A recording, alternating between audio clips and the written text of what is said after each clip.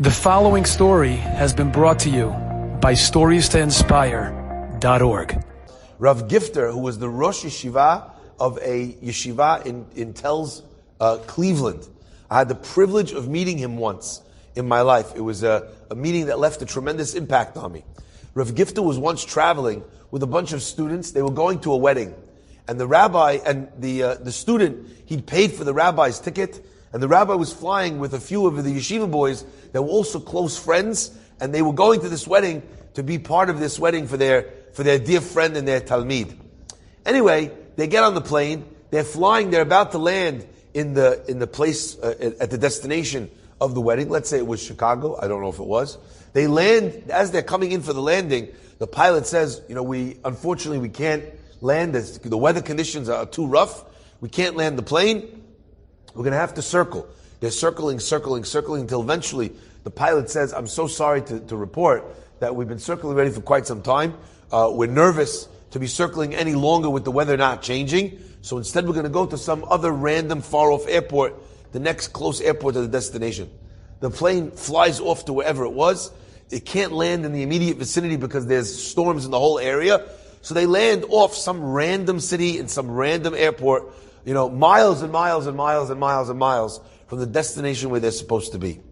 They land where they're supposed to land, and it's time for mincha. There's no Jewish population there. It's not a city that has a lot of Jews, So Rav Gifter says to the boys, he says, look, if we don't pray mincha now, we're going to miss mincha. So they walk over to one of the stewards on the plane, and they tell him, listen, we need a place to pray. Can you show us a place where we can pray, where we won't get in anybody's way and no one's going to bother us? The guy says, no problem, follow me.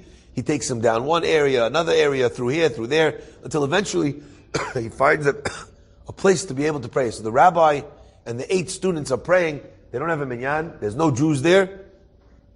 So they pray b'yechidut. They pray individually. They don't have a minyan.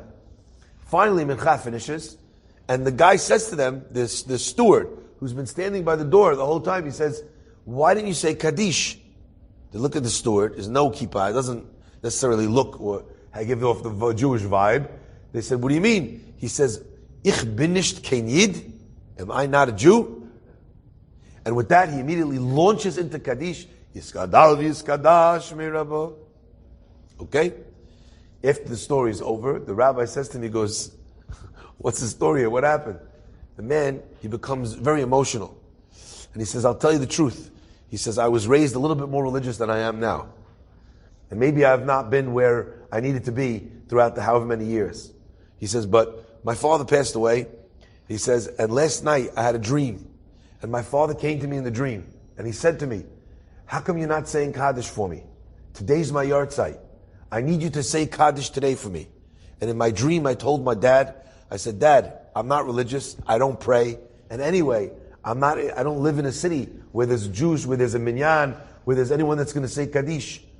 So my father said to me in the dream, he says, you worry about saying Kaddish, and I will bring the minyan to you. I woke up from this dream, sweating, he says, and I said to myself, that's ridiculous, I'm going to find a minyan, must be, I was thinking about it, because tomorrow is his yard site. I'm not saying Kaddish.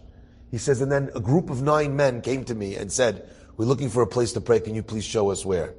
And I realized that maybe I better say the Kaddish. My friends, Nes Gadol Haya Sham, Nes Gadol Haya Po. So often a person is looking for miracles, and they're looking for miracles over there. For God, it's the same price to do a miracle there and to do a miracle here. Enjoyed this story? Come again. Bring a friend. StoriesToInspire.org